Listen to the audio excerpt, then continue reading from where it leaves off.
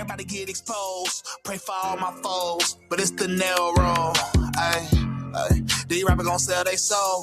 I don't care if they hate me. This the life I chose. Well, good morning. Yes, indeed, a good Saturday morning to each and every one of you here, listening to us on WEZE AM 590.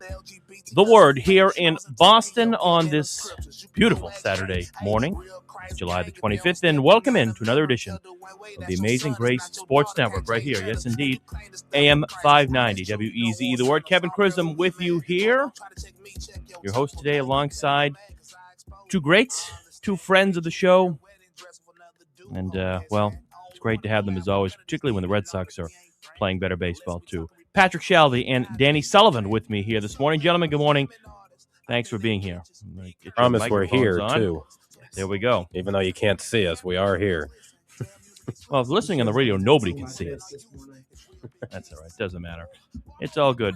It's all good here. We blame it to our friends with technology, who we despise very much so. So, anyway, want to thank everybody for joining us. As you can hear, and, well, you can't see, Clay and Craig Morris are off this week, and so the architects of the show are not here. So they left it to us, and well-deserved time off. We'll see how the show goes without them. But honored to be here on a beautiful weekend in and around the Boston area, wherever you're listening to us today. Of course, we broadcast the show on the radio, AM 590. Of course, stream online as well, WEZEradio.com. You can also make sure to download that and download our WEZE app as well, and take us on the go wherever you are across the country and around the world here each and every Saturday morning on WEZE.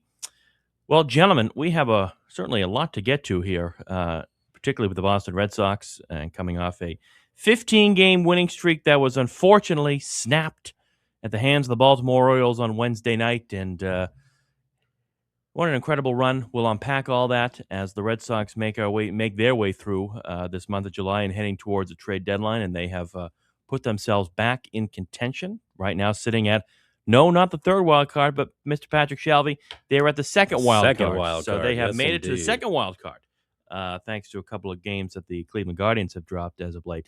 And so the Red Sox find themselves in the second wild card and would be, if the season ended today, a rematch against the New York Yankees and at Yankee Stadium, what we saw in last year's wild card round. We certainly know what happened in that series, and we hopefully wouldn't repeat it. So still a long way to go here in this 2026 MLB season.